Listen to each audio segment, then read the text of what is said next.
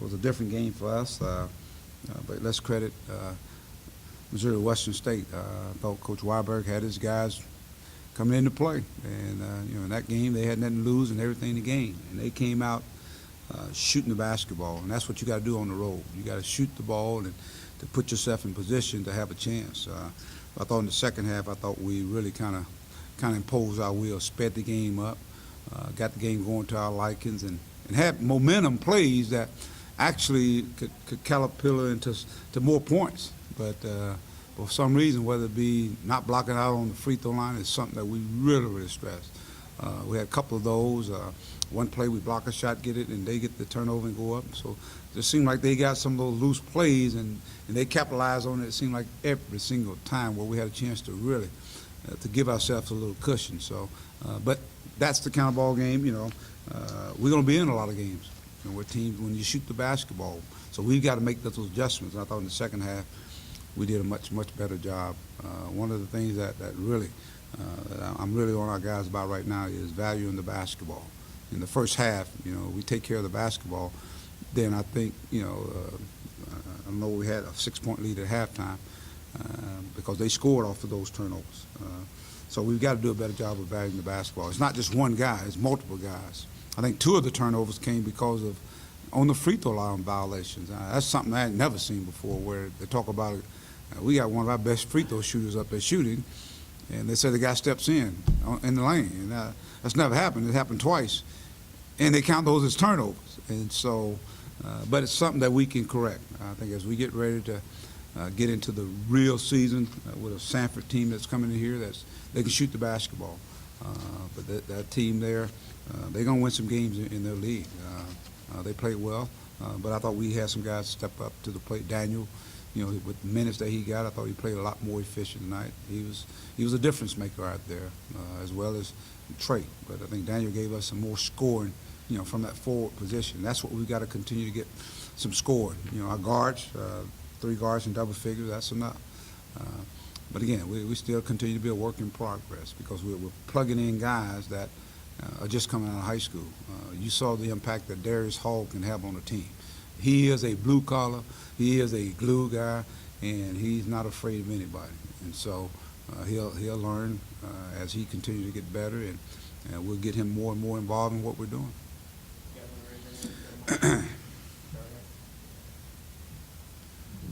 Mike, their 3-point shooting, was that more they were just tired, or did you think you guys had some lapses, or what do you think was going on with their 3-point shooting? I think we had some lapses. On defense, you're going to be as strong as your weakest link, and I thought they did a good job of really coming off those ball screens, whether we trap it or not get up there in position, and they would turn the corner, and so therefore the offside was biting, and those guys were just spotting up, and of course they were knocking them down, and so.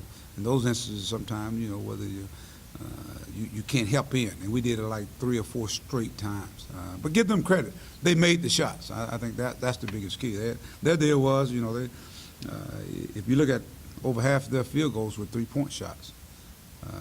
But I think the equalizer for us is in the second half, especially we got to the free throw lines, and we made free throws. And that's what you got to do against a team like that's going to spread you. And we had a size advantage, and I thought at times we took advantage of it.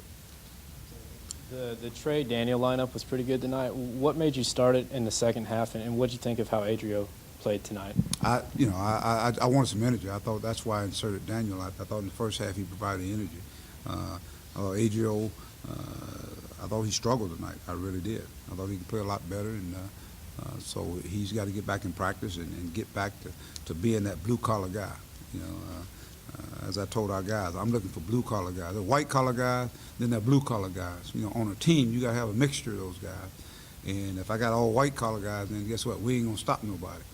And so you got to get some guys that they're going to stop, going to rebound, going to dive on the floor, loose balls, going to make the extra pass. You got to do that. So that's why even these games here are very, very good in terms of trying to mix and line up and just trying to find those guys that are going to perform at the level that we got to be able to perform, especially with the schedule that we have. We got to come out of the gate, so we got to continue to get guys ready because these guys are going to be able to play 36 minutes. There's no way. So we got to get other guys that are contributing. Darius Hall and Daniel Gafford combined for 8 blocks. Darius had 4 steals. It seemed like both guys also altered shots and made things tough around the basket. With 2 senior forwards out, how important is it for these guys to start increasing their minutes and producing like this as you move into the regular season? I always say when other guys are not available, next, they're the next ones in line, and so they're taking advantage of it. And I thought we saw their athletic ability have an effect on the game, their instincts take place. And Darius is so long, he's just so gifted and athletically, and but I thought he got tired, and that's probably what took place on the free throw line. So he's got to continue to work and get better. And Daniel with an opportunity of giving more minutes, I thought he played well. I thought he had an effect on the defensive. In the first half, he was getting to the offensive boards, and then in the second half, I thought defensively he did a good job of just protecting the rim. You know, people don't realize that his presence, it just changes a whole lot of things for guys coming in there trying to score. And they did alter some shots. Those guys are long, man. They're long, and when you play long and you play athletic, you're able to make plays. So I would say they made some plays defensively, and we're going to need not only them, some other guys to make plays for us moving forward. Mike, you didn't play Gabe. Was that just more you didn't want to play him in a close game, or is he okay and everything? Just didn't, those guys had a nice little rhythm. So those guys had a nice little rhythm tonight. You talked about wanting to experiment with different lineups and stuff. I think you went small maybe the last 13 minutes of the game and outscored them by 10. What did you like about the kind of 4-guard lineups around either Trey or Daniel?